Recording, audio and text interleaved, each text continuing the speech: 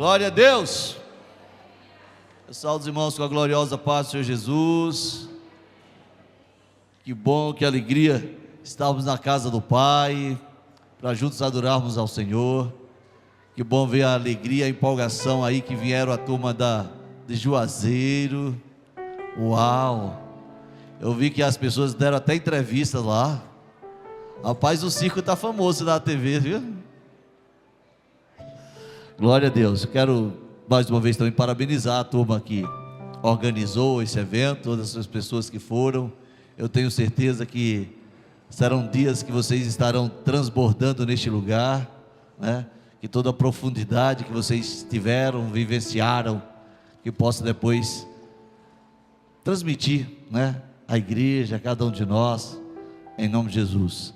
Eu recebo esse ato profético, essas palavras que realmente nós possamos construir, eu e você, cada um de nós possamos construir um legado para a honra e glória do Senhor Jesus. Querido, quero convidar você a abrir a sua Bíblia num livro, num texto, acho que o texto mais conhecido da Bíblia, o texto que as pessoas gostam de abrir, deixar nas suas vitrines, nas suas prateleiras. Que salmo é esse? Também esse também, né? Quero dizer a você que nos visita, que é uma alegria, uma honra muito grande ter você aqui nessa noite. Que você seja muito bem-vindo, que o toque do Senhor esteja na sua vida, desde o louvor, nas adorações, mas que o Senhor continue falando ao seu coração em nome de Jesus. Salmo 23, Salmo 23, o versículo 4. Quero convidar os irmãos, fortalecer esse convite, irmãos. Olha, para você estar sábado aqui conosco, sábado, eu queria que você estivesse neste culto da videirinha. É um culto maravilhoso. Você vai ver as crianças fazendo abertura, ou seja, eles participam no geral, para que você veja como é gratificante ver as crianças crescendo no conhecimento e no temor do Senhor. Eu tenho certeza que essas crianças darão muitas alegrias aos pais, em uma geração de valores distorcidos, de valores invertidos. Nós teremos uma juventude, uma geração curada para a honra e glória do Senhor Jesus. Salmo 23, versículo 4, irmãos, a cada semana eu fico dizendo, olha, eu gostaria tanto de trazer uma mensagem, um texto, que fosse bastante compreensiva, para que nós pudéssemos vivenciar realmente este novo tempo, para nós vivermos realmente a manifestação de Deus em nossas vidas. Há um cuidado de Deus para cada um de nós. Ele não pode ser simplesmente uma Bíblia aberta e achar que aquilo resolve o problema da nossa casa. A Bíblia não é amuleto. O texto aberto na sua casa nada pode fazer se a Bíblia, se a palavra de Deus não causar transformação em sua vida. E eu gostaria de nós meditarmos aqui Salmos 23, diz assim, versículo 4: ainda que eu ande pelo vale da sombra da morte, não temerei mal nenhum, porque tu, Senhor, estás comigo. O teu bordão, a tua vara e o teu cajado me consolam. Preparas-me uma mesa na presença dos meus adversários. Unges a minha cabeça com óleo e o meu cálice transborda. Bondade e misericórdia certamente, com certeza, me seguirão todos os dias da minha vida, e habitarei na casa do Senhor para todo sempre. Amém. E glória a Deus. Que Deus aplique essa palavra em cada coração, que possamos ser ouvintes, né? Que haja discernimento no ouvir, no entender, no compreender, e que o Senhor nos dê a graça que nessa noite eu possa transvisionar aquilo que está no coração de Deus para cada um de nós, em nome de Jesus.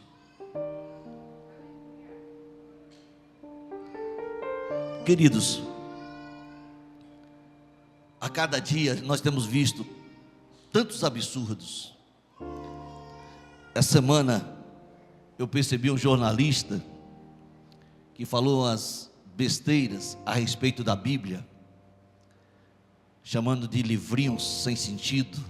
Não vou usar as palavras que ele usou para falar da Bíblia, mas eu acredito que quase toda a igreja viu o comentário desse jornalista, que depois de falar tanta besteira, desprovido de sabedoria, de conhecimento,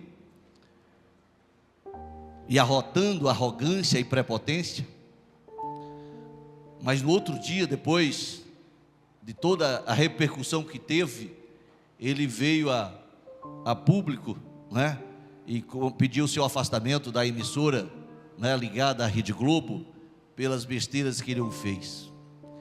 E a gente vê as pessoas não só comentando besteiras por desfazer deste livro, deste manual de vida, da Bíblia, que é uma ferramenta poderosa para as nossas vidas.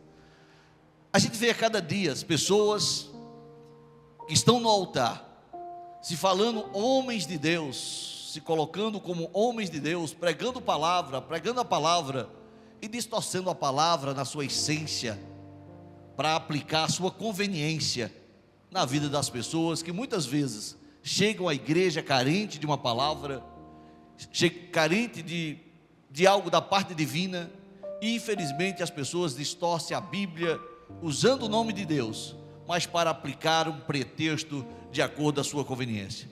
Esse salmo, ele é muito pregado, muito falo aí em muitos lugares, de uma maneira bem distorcida da verdade. Hoje nós temos o hábito de ver as pessoas comercializar Jesus, né? Que acabou se tornando uma atividade lucrativa para muitas pessoas. E esse texto é um dos textos que as pessoas tentam aplicar na teologia da prosperidade, o Salmo 23. E eu gostaria de hoje falar com vocês de uma maneira bem simples a respeito do Salmo 23. Um salmo que fala do amor do Pai, desse zelo do Pai para com o Filho. E nesse texto aqui, se nós passássemos a analisar desde o primeiro versículo, o Senhor é meu pastor, o Senhor é meu pastor e nada me faltará. Nós vamos perceber que os versículos de Salmo 23, ele vai falar da paternidade de Deus para conosco, da paternidade para com seus filhos. Nós vamos ver que os versículos que seguem vai falando de provisão do Senhor para com seus filhos, para cada um de nós. Nós vamos seguir esses versículos falando de proteção, e não só isso aqui, fala também de projeção nos últimos versículos que acabamos de ler. Portanto, eu gostaria que nós analisássemos a palavra de Deus como um livro tremendo de transformação para a vida de cada um de nós. O desejo de Deus é que a minha vida e a sua vida seja transformada, que a palavra do Senhor cause em nós transformação profunda dentro de nós, no nosso interior, e que essa transformação dentro de nós manifeste no exterior, manifeste em nossas vidas, em todo o nosso agir, em todas as nossas ações, que o nome de Deus manifeste de uma maneira gloriosa para a glória do Senhor Jesus. Mas eu quero então falar com vocês a respeito da escola de Deus por meio desses vales, por meio dessa situação, por meio desse texto, que eu acho uma escola tremenda e profunda para ser aplicada na minha e na sua vida. Se nós entendermos nessa noite, nós vamos perceber que a palavra do Senhor, cada dia, ele vem para causar em nós um impacto, ele vem causar em nós um despertamento, porque Deus quer agir, Deus quer operar. Deus não mudou em nada em relação a meu respeito e a seu respeito, mas nós percebemos que a Bíblia nos vai falar que nós vivemos nossos ciclos. Existem situações que vai ser inevitáveis em nossas vidas, e as situações das mais adversas, muitas vezes é o meio de Deus nos despertar, é de Deus nos sacudir, nos chamar a atenção para Ele se revelar com este Pai cuidadoso, deste Pai protetor, desse Pai que quer projetar as nossas vidas, para que as nossas vidas venham a revelar o verdadeiro Pai por meio das nossas vidas. Então aqui eu vejo algo pedagógico por meio deste texto, e eu gostaria que vocês atentassem comigo a respeito deste texto, que a gente percebe que há uma transição tremenda de como ele começa e depois como ele termina. Ele nos mostrando que determinadas situações, que vales, desertos e qualquer outra coisa que a gente possa às vezes dar nomes, nós vamos perceber à luz da palavra de Deus que são lugares de passagem.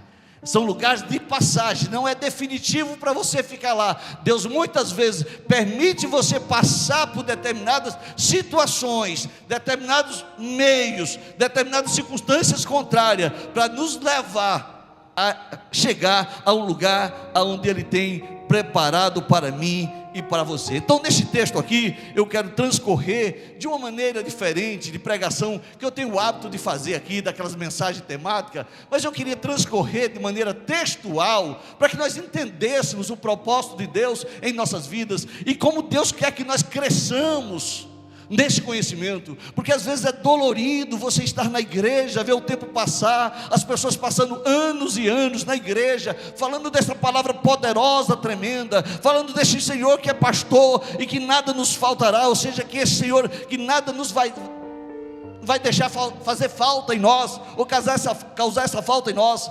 Muitas vezes a falta do discernimento, a falta do viver esta palavra, nós não temos vivenciado tudo aquilo que Deus tem para as nossas vidas, e é necessário a gente às vezes voltar, às vezes um termo do ABC, do básico, para nós compreendermos o propósito de Deus em nossas vidas. Então o que o vale me ensina neste texto, pastor, é que o vale me ensina que o lugar que muitas vezes o Senhor nos coloca, é um vale de dependência de Deus. O Senhor nos coloca em determinadas situações, irmãos, para que essa situação, este lugar em que Ele nos coloca, seja o lugar em que você seja dependente total de Deus. E como eu vejo a cada dia, Deus levando a sua igreja, Deus fazendo comigo, com as pessoas que estão neste lugar, com as pessoas que às vezes eu converso, eu percebo que Deus está trabalhando para fazer com que cada dia nós passamos a ser dependentes de Deus.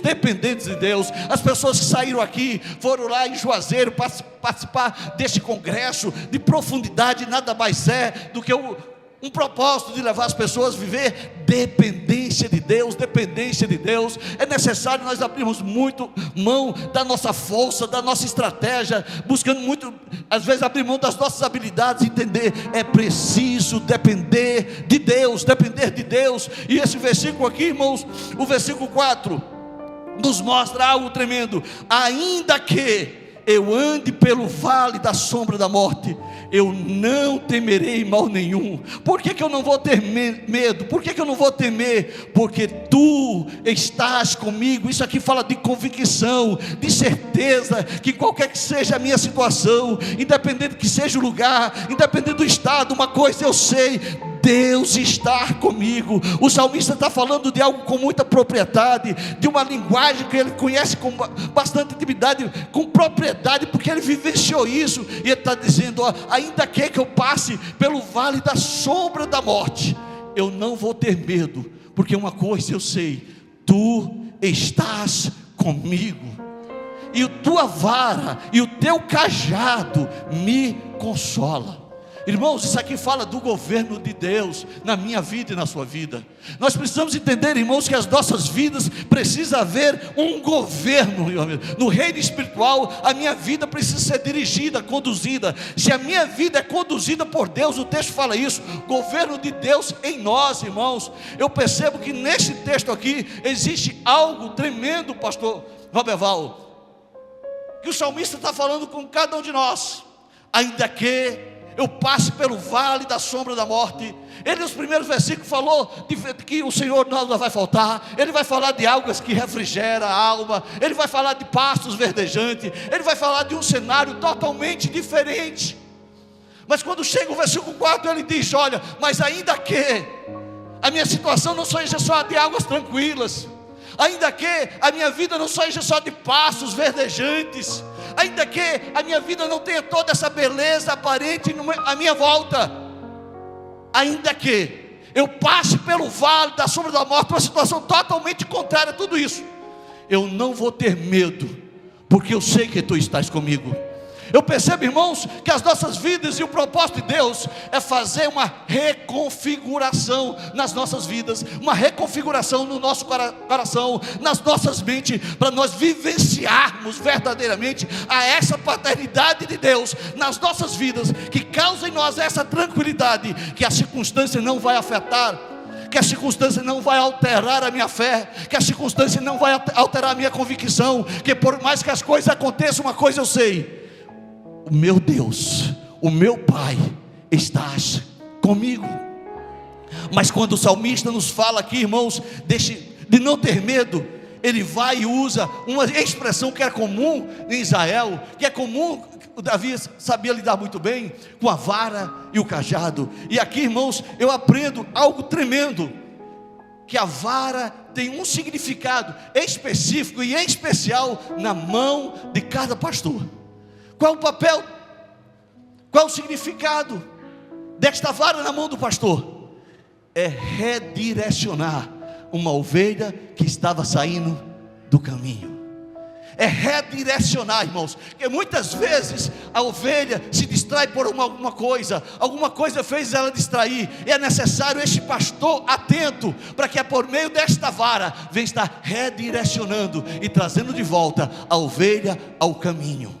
Muitas vezes as nossas vidas, irmãos, o que eu percebo é que nós precisamos acordar, porque não basta ter o Salmo 23 de cós salteado na minha mente, não basta estar na Bíblia lá em minha casa aberta. É necessário entender que muitas vezes na minha vida eu estou me distraindo com algumas coisas, e estou saindo da rota, estou saindo do caminho, e às vezes o Senhor, o meu pastor, Ele está querendo me redirecionar, para me colocar no caminho certo, o caminho seguro, a qual Ele está traçando e nos conduzindo. Mas muitas vezes, irmãos, nós, dentro das nossas escolhas, dentro da nossa atividade, dentro da nossa correria, e de um mundo que tenta distrair a cada uma das pessoas, as pessoas têm se distraído, e sem perceber, as pessoas estão se afastando do caminho, estão se distanciando do seu pastor, se distanciando do rebanho. E às vezes nós vemos esse pai amoroso, provedor, cuidadoso, que exerce essa paternidade, que vem com a sua vara e dizer: não, filho, é por aqui. Ele está muitas vezes usando a vara para fazer com que a nossa vida seja redirecionada para o caminho a qual Ele escolheu para as nossas vidas. Mas eu vejo aqui algo, irmãos, muito mais profundo também, que Ele fala não só da vara, Ele fala também do cajado. Ele fala do cajado. O salmista faz questão de dizer: a tua vara e o teu cajado me consola. Às vezes é bonito, é poético expressar o que o salmista está dizendo, mas muitas vezes a utilidade do cajado é quando precisa resgatar alguém que está caindo à beira do precipício. É alguém que está caindo ou que caiu e que precisa ser resgatado. Muitas vezes nós temos muitas pessoas que estão na igreja, talvez muitas pessoas que estão aqui neste lugar, que o Senhor está chamando e dizendo: olha, a sua situação provavelmente foi por causa de escolhas erradas, ou talvez você desviou, talvez você se distraiu, e o Senhor está colocando a sua vara, trazendo para trazer você de volta ao caminho. O Senhor está trazendo o cajado para usar como resgate. E muitas vezes usar o cajado dói, porque puxa, às vezes gera desconforto, mas uma coisa eu me alegro, e aqui como o salmista diz: independente do que está acontecendo, eu me alegro, Senhor, porque Tu está usando o Teu cajado, está usando a Tua vara para me proteger, para me resguardar, para trazer de volta. Glorificado seja o nome santo do Senhor Jesus. Às vezes o pecado, irmão, entra na nossa casa, entra na nossa vida de maneira sorrateira, simples, e a gente vai entrando no pecado, não vai percebendo, irmão, e a gente vai perdendo o caminho, vai nos distanciando a cada dia. Muitas vezes você vai esfriando e você não percebe, irmãos, mas muitas vezes o inimigo tem entrado na sua vida, levando as setas, armadilhas, laços, e as pessoas têm se afastado de Deus. se afastar do caminho. E o Senhor está nos chamando a atenção, por meio deste texto, por meio desta vara, nos direcionar, resgatar. Mas acima de tudo, o cajado tem uma outra finalidade, a vara tem uma outra finalidade. A vara também serve para proteger de ataques que vêm contra o rebanho, que vêm contra a ovelha. Existe uma fúria do inimigo contra a sua vida.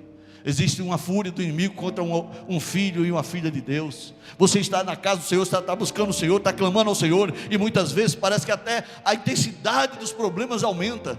Talvez a intensidade das dificuldades, das provações aumenta. Por quê? Porque muitas vezes o inimigo vem querendo exatamente ferir, machucar. E aí eu vejo um Deus zeloso, misericordioso, protetor, que está tentando nos proteger desses ataques, e usando às vezes a vara e esse cajado para nós voltarmos ao caminho. O desejo do Pai é que você não seja uma ovelha desgarrada. O desejo do Pai é que você não seja uma ovelha distraída. O desejo do Pai é que você não saia da direção dele, porque quando nós saímos da direção dele, nós estamos expostos a ataques violentos do inimigo das nossas almas, o inimigo que tenta afastar a minha vida e a sua vida desse pastor cuidadoso, desse pastor zeloso.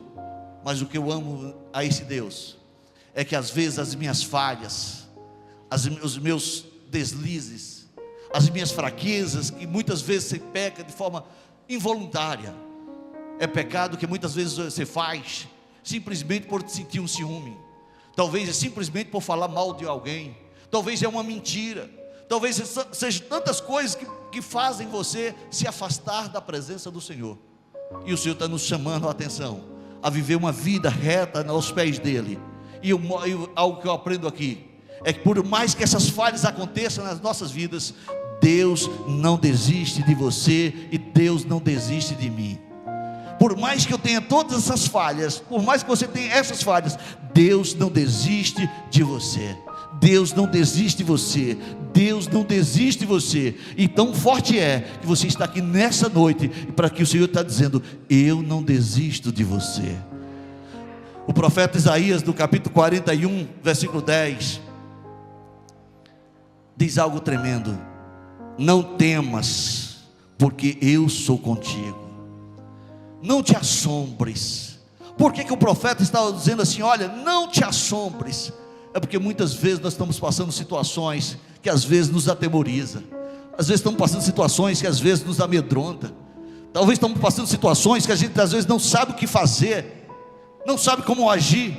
E o profeta está dizendo: não temas, mesmo quando você está vivendo tudo isso, porque eu sou contigo. Não te assombres, porque eu sou o teu Deus. Eu te fortaleço. É naqueles momentos da fragilidade, é o momento da fraqueza, é o momento que a gente não consegue mais saber o que fazer, é o momento que as forças da gente parece que se esgotaram. Deus está dizendo: eu sou a tua fortaleza, eu te ajudo.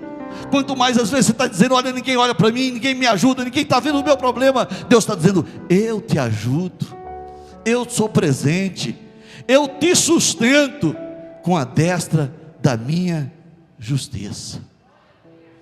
Quando o salmista, irmãos, fala desse Salmo 23 e dessa oração tão tremenda, dessa expressão tão profunda que ele o faz, Davi sabia muito bem o que ele estava falando. Davi sabia muito bem o que ele tinha vivenciado, o que ele estava experimentando. Davi estava falando ali de uma experiência pessoal, e sabendo como é o cuidado deste pastor, porque ele foi pastor, e ele sabia o que fez para livrar uma ovelha. Ele sabe o que teve que enfrentar para enfrentar a ovelha de feras.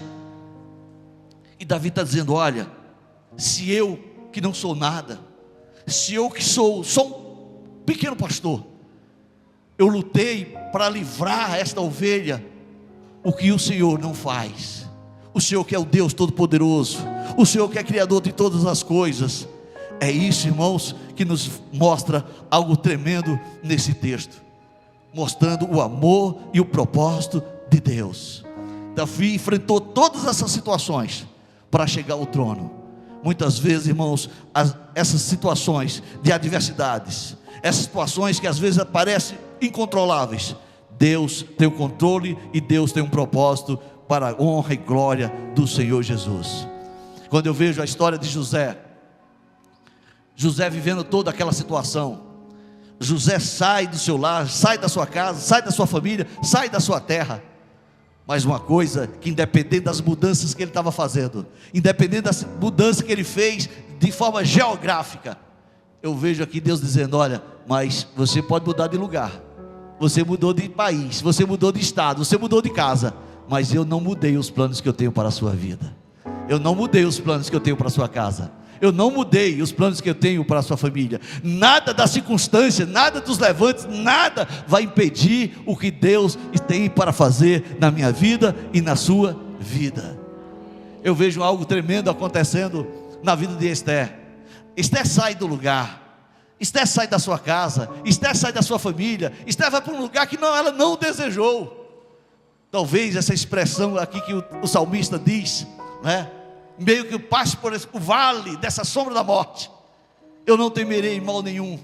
Davi estava dizendo do propósito que Deus tem por meio dessas circunstâncias. E eu vejo na história de Esther, uma mulher que está fora do lugar que ela sonhou, que desejou, dos seus familiares, da sua casa. A mudança é geográfica, a mudança é de um lugar, mas eu vejo Deus dizendo: olha, mas o que eu tenho para você não mudou, continua de pé.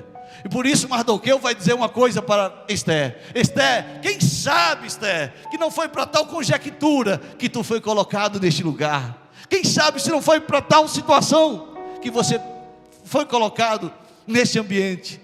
Aí eu vejo o plano e o amor de Deus. Nós muitas vezes vamos ter a nossa fé testada. Muitas vezes Deus quer testar a sua fé, Deus quer testar a sua confiança, Deus quer testar a sua dependência.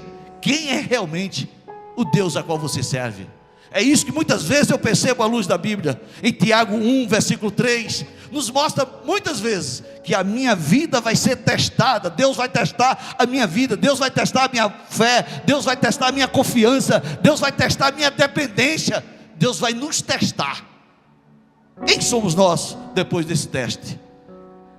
O texto diz: sabendo que a provação da fé que vocês têm produz perseverança. Em meio a situações, persevere na confiança em Deus, persevere na fé em Deus, persevere na busca no Senhor. Quando você chegar neste lugar, irmãos, independente de como está a sua situação, erga os teus braços, abre o teu coração, adore ao Senhor com toda a tua intensidade, esqueça tudo que está à sua volta, mas adore, entregue ao Senhor a melhor louvor, a melhor adoração. Mostre um coração quebrantado, dependente e confiante nesse Deus, e você vai ver o que Deus vai fazer em sua vida, irmãos. Nós precisamos entender que nós servimos a um Deus todo poderoso e que tem cuidado de mim, e tem cuidado de você. Aleluias, glória a Deus. O que é que esse vale me ensina, irmãos? Eu aprendo aqui no versículo 5: preparas-me uma mesa na presença dos meus adversários, unges a minha cabeça com óleo e o meu cálice transborda. Amados, uma coisa que eu aprendo aqui nesse versículo com o salmista é que muitas vezes Deus me leva a um lugar, a vales, nomes que você queira dar, para forjar o meu caráter. Deus nos leva a determinada situação para forjar o nosso caráter. Irmãos, nós vivemos uma crise de identidade, irmãos. Nós vivemos uma crise muito grande, irmãos, de vidas espirituais, de homens e mulheres de Deus. As igrejas estão cheias, os templos estão cheios. A cada dia que passa está ficando normal, natural. É até chique dizer que é crente, que é evangélico. Hoje nós temos um número, as estatísticas nos mostram que a cada dia 1/4 da população baiana já é evangélica, segundo o IBGE. Tudo se tornou muito natural. Se nós olharmos na prática, nós vamos ver que o evangélico tem crescido a cada dia de uma maneira tremenda. Mas, irmãos, o que nós nos preocupamos é que muitas vezes nós crescemos na quantidade de pessoas que se diz que tem títulos, que é pastor, que é diácono, que é evangelista, que é presbítero, que é apóstolos, mas é uma crise de caráter, irmãos. Tem títulos, mas não tem o caráter de Deus. Tem a titularidade, tem a nomenclatura de um homem ou mulher de Deus, mas não tem o caráter de Deus. E nós precisamos entender que o Senhor, nós cantamos aqui: vem Senhor, vem Senhor, vem. A gente está chamado, mas irmãos, nós precisamos nos preparar, irmãos, para viver algo tremendo e sobrenatural. Eu creio que nós vamos construir um grande legado para a glória do Senhor Jesus. Eu creio numa nova geração de jovens, de homens e mulheres, sacerdotes e sacerdotisas, vivendo um tempo de glória para o Senhor, sendo um exemplo nessa cidade. Mas nós precisamos entender que é caráter, irmãos, que o que toca o coração de Deus, o que chama a atenção de Deus, não é o pastor que tem 10 mil rebanhos, que tem não sei quantas mil igrejas. Deus não olha para a condição, não olha para essa aparência. Deus olha para a sua vida, lá do seu interior. Deus vai falar para as pessoas que rodaram a terra: tu viste o meu servo Jó, homem íntegro, reto diante de Deus, que foge do mal. Nós precisamos levantar uma geração de homens e mulheres de caráter de Deus. Homem que as pessoas possam ouvir você dizer uma coisa e diz: não, se ela falou eu acredito, porque ali é uma mulher de Deus. Olha, se ele disse eu acredito, porque é uma mulher de Deus. Nós precisamos ver um tempo, irmãos, que as pessoas não tenham dúvida. Quando o homem de Deus falar, quando a mulher de Deus diz, não, se ele falou, esse aí pode confiar, é sério, é reto, tem caráter. Vivemos uma crise hoje, irmãos, que muitas pessoas têm medo de crente. E o Senhor está nos chamando a ser forjado. O que o salmista está nos falando aqui, que o vale muitas vezes é a escola para forjar o nosso caráter. Eu vejo, pastor, que Deus está criando campos de treinamento para nos treinar a ser homens e mulheres comprometidos com Deus. E as pessoas vão saber quem somos nós.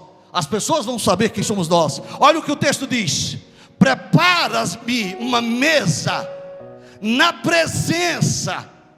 É na presença. Uma mesa fala de proximidade, uma mesa fala de intimidade. Mas quem é que está nessa mesa? Quem é que está nessa intimidade? São adversários. Preparas-me uma mesa na presença dos meus adversários. Unges a minha cabeça com óleo. Por que ele está dizendo unges a minha cabeça com óleo? Porque o óleo derramado na cabeça representa a autoridade espiritual. É necessário vivermos uma autoridade espiritual, uma identidade de homens e mulheres de Deus, que mesmo diante dos nossos inimigos, mesmo diante de pessoas que estão se levantando contra você, mesmo diante de pessoas que estão falando de você, vai haver em você reação diferente. Porque a sua cabeça foi ungida com óleo. Existe a autoridade de Deus, reflexo de Deus na sua vida. Não é porque as pessoas agem errado com você que você vai agir errado para com elas. É tempo, irmãos, de mesmo ver as pessoas errando para contigo, sejam pessoas que agem de maneira diferente. O que o salmista está falando aqui é algo profundo. Me coloca na mesa, diante dos meus adversários, diante dos meus inimigos. Mas antes, não me leva de qualquer jeito. Não me deixa lá eu simplesmente na minha força. Não deixe simplesmente eu na minha aparência. Unges a minha cabeça com óleo. Está falando da presença de Deus. E o meu cálice vai transbordar. Sabe por que vai transbordar? Porque eu não estou sozinho. A tua presença é real na minha vida. Irmãos, quando o salmista está falando isso aqui, é algo profundo, irmãos. Porque o salmista não está dizendo se afaste, distancie. Ele está dizendo: olha, coloque na próximo. Quantas vezes você está querendo se afastar de pessoas, porque as pessoas falaram algo que você não gostou? Talvez você quer afastar das pessoas, porque as pessoas disseram algo que você não gostou, e aí você está mimado, agora está ofendido, ferido, e reagindo às vezes com infantilidade, com meninice. Nós precisamos ter o nosso caráter forjado, para que mesmo diante dessas situações, expresse e revele Deus por meio das nossas vidas. As nossas reações revelará verdadeiramente quem governa, quem dirige, quem comanda as nossas vidas. Glória seja dado ao nome santo do Senhor. Uma coisa que eu aprendo é que a sua maior batalha talvez não seja pelos adversários que se levantam contra a sua vida, não seja contra pessoas, seja exatamente contra a sua mente, que tem gerado paralisia em você. Você está tão ofendido, você está tão ferido, você está tão machucado pelas coisas que fizeram, pelas coisas que disseram, pelas traições, decepções. Está tão profundo essa ferida que você está paralisado. E agora você precisa guerrear contra você mesmo, para que você reaja e haja de uma maneira diferente. Louvado seja o nome santo do Senhor Jesus. Aqui, irmãos, eu vejo na presença deste homem, Davi está falando algo que ele vivenciou. Pregar, irmãos, é muito fácil. Falar deste amor é muito fácil. Falar da palavra do poder é muito fácil. Difícil, irmão, é nós colocarmos em prática. E o exemplo de Deus em nossas vidas, irmão, de um caráter forjado, será quando eu der testemunho. Quando na prática, nas experiências, nas situações, eu revele Deus por meio da minha vida, das minhas reações. Davi tinha um conselheiro chamado Aitofel. Era amigo, sentava na mesa, comia do seu pão, compartilhava experiências. Davi compartilhava intimidades das suas estratégias. Mas Davi foi ferido com este conselheiro. Davi não só foi ferido e machucado no profundo por um conselheiro, mesmo na sua velhice, ele viu o seu comandante Joabe tramando contra ele. Ele viu o sacerdote tramando contra ele. Irmãos, não é fácil ver pessoas que nós dedicamos confiança. Não é fácil ver pessoas que nós nos entregamos sem reserva. Não é fácil ver pessoas que nós colocamos à nossa mesa, nos ferir, nos machucar no profundo, e você ter um comportamento, uma reação, sem deixar o brilho de Deus sair da sua vida. Você não reagir da mesma maneira porque as pessoas erraram com você. Davi aqui expressa isso aqui, irmãos, de um homem que foi machucado com adversários, com seus inimigos. Mas Davi está dizendo: bota esse cálice na minha cabeça, faz transbordar, mas eu quero viver esta palavra, eu quero dar testemunho de um homem de Deus. Glorificado seja o nome santo do Senhor. Eu passei uns dias, eu passei um tempo, eu não sei se foi meses, se foi ano, mas eu passei numa dor. Eu passei com uma dor dentro de mim que me sufocava. Eu passei com uma dor que muitas vezes eu tinha dificuldade para dormir, porque a dor me consumia dentro de mim, de alguém que eu nunca esperava, de alguém, sabe, que me machucou no profundo, mas machucou de maneira covarde, vil. E eu nunca respondi, nunca reclamei, nunca passei para meus filhos, nem para minha esposa, para ninguém, mas doía no profundo, E eu vi, irmãos, Deus trabalhar na minha vida, e Deus fazer algo na minha vida que vivencio até hoje, algo inexplicável, inimaginável, mas eu vi a graça do Senhor derramar sobre a minha vida. Eu vi Deus derramar graça sobre a minha casa, sobre a minha família. Eu vi a ação de Deus manifestar na minha vida, e hoje eu posso dizer: olha, o cálice transbordou de alegria. Doeu, machucou, não foi fácil, mas eu louvo pelo amor de Deus na minha vida, que eu quero sempre dizer aqui: eu quero pregar o que vivo, e não pelo que está escrito, mas porque Deus tem colocado isso na minha vida. Amados, nós temos algo aqui, e eu quero compartilhar com os amigos, com os irmãos. Isaías 48:10. A sua guerra não é contra adversários, não é contra as pessoas. Deixam as pessoas ver Deus em suas vidas. As pessoas que se levantam, as pessoas que falam, as pessoas que te ferem, as pessoas que te machucam, talvez dentro da sua própria casa. Não reaja contra as pessoas. Deixa Deus exalar o perfume de Deus por meio da sua vida.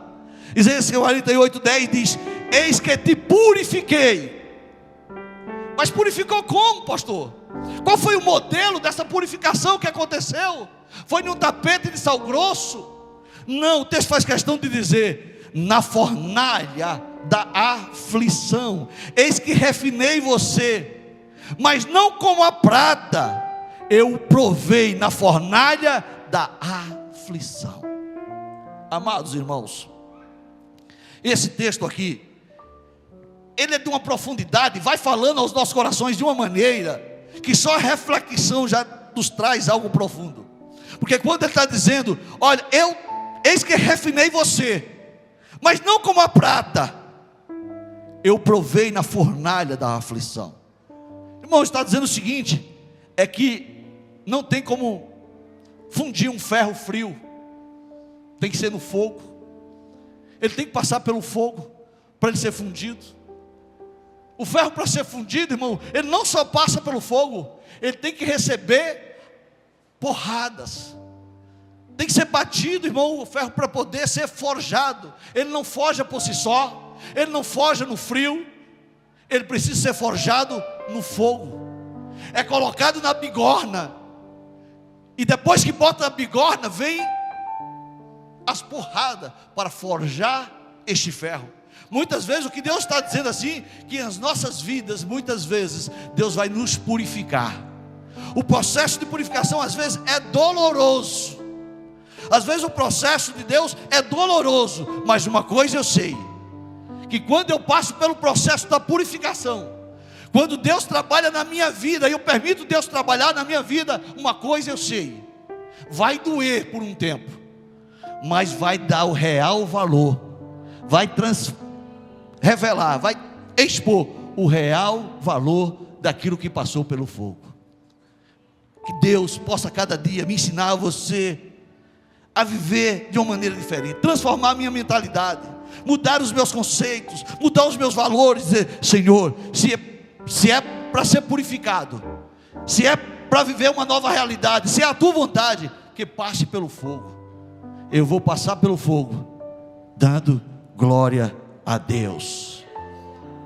Então uma coisa eu venho dizer a você: o fogo não vem para te consumir, o fogo vem para expressar o teu real valor. Vou repetir mais uma vez: o fogo não é para nos consumirmos, não é para consumir a sua vida, é para dar o real valor que existe em você. O fogo e a forja é para nos aperfeiçoar para a grande obra que Deus tem por meio da minha e da sua vida. Que o Senhor esteja cada dia nos ensinando a viver essa experiência. Senhor, me aperfeiçoa. Uma das orações que eu faço diariamente: Senhor, me aperfeiçoa, me ensina, Senhor, como conduzir a tua igreja, me ensina, Senhor, como conduzir o teu rebanho, me ensina, Senhor, a ser esse instrumento. Nada faço hoje a não ser buscar do Senhor uma direção, para que eu possa direcioná-los, e que o Senhor venha se cumprir tudo aquilo que tem em sua vida. E eu quero aqui por último, irmão, o que é que o vale nos ensina? O que é que o vale me ensina? O que é que o vale ensina para você? Está no versículo 6. Aleluias.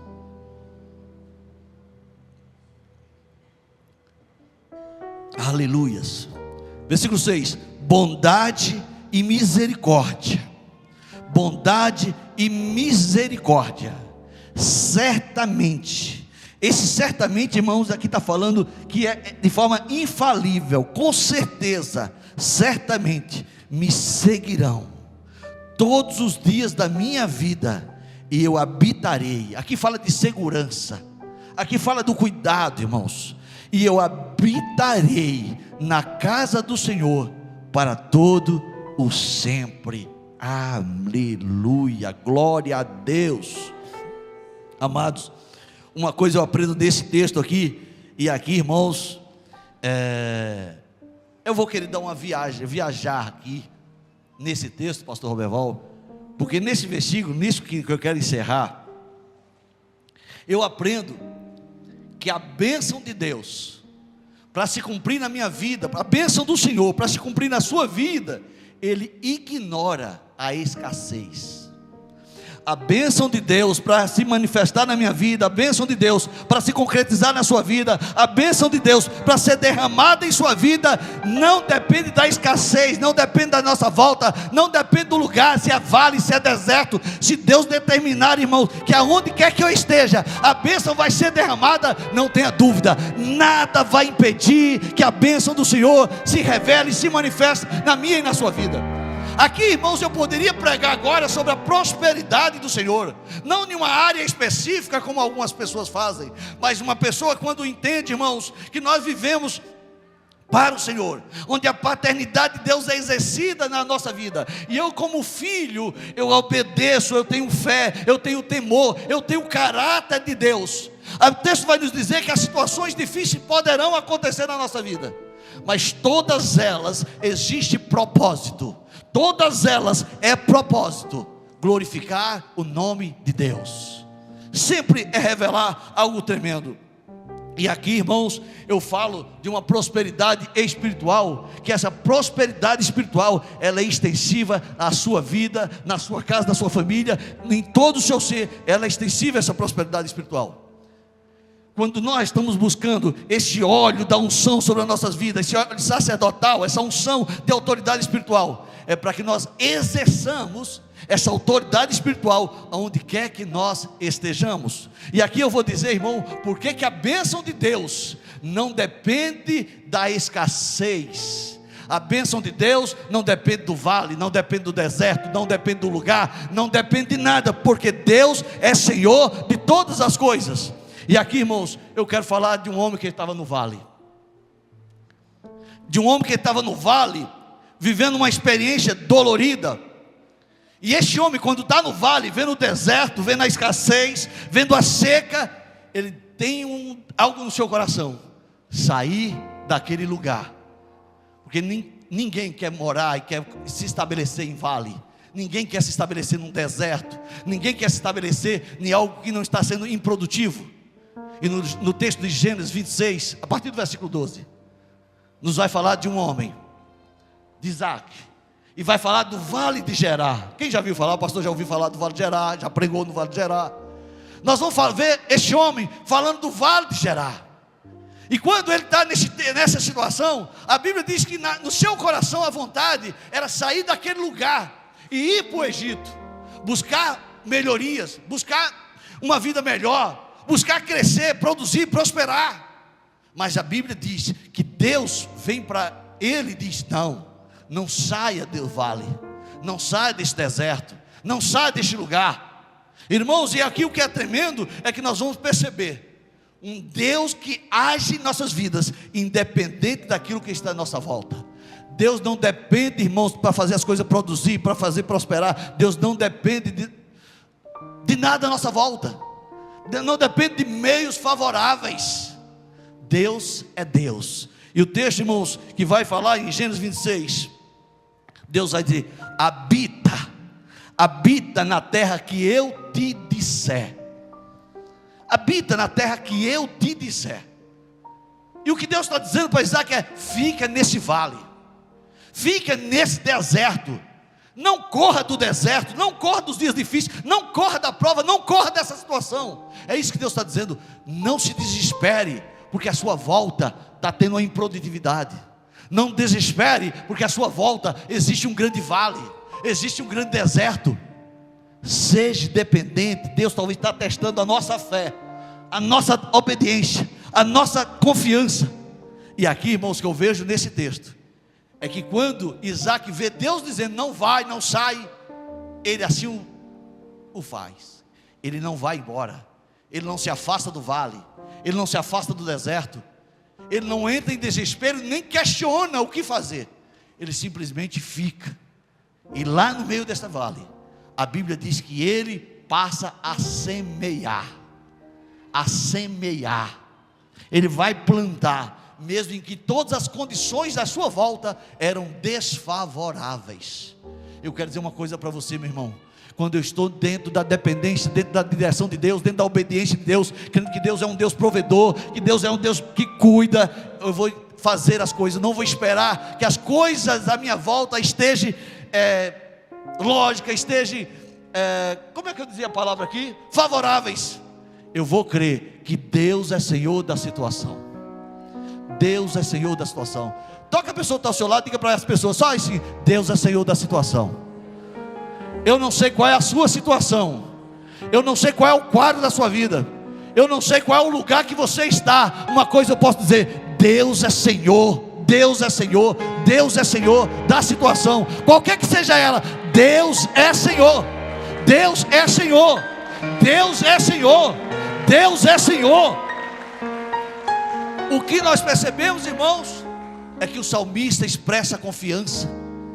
Ele expressa nos mais situações, dos quadros mais diferentes, ele expressa dependência e confiança. E aqui, irmãos, nesse texto de Isaac, a Bíblia diz que ele planta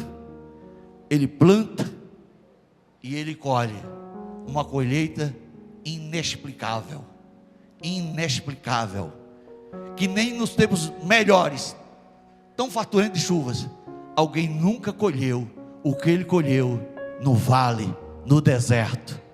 Ele nunca colheu, ninguém nunca colheu. E isso não é sorte. Isso não é sorte. Isso é dependência de Deus, isso é confiança em Deus. Deus está levantando uma igreja que dependa mais dEle. Dependa mais dEle, tenha confiança mais nele, se entregue mais a Ele, independente da situação que se encontra a sua casa. Eu não sei como está a sua casa. Eu não sei se existe um vale no meio da sua casa, na sua relação conjugal, no seu relacionamento. Eu não sei se há um vale na sua vida física, espiritual, financeira. Eu não sei como está a sua situação. Mas se você está aqui neste lugar, se o Senhor enviou você esta noite, neste lugar, para trazer essa palavra que o Senhor é o nosso pastor, e de nada eu terei falta, eu vou entender que aquilo que o meu Pai entende que eu preciso agora, Ele vai suprir a minha necessidade. Ele vai suprir a minha necessidade.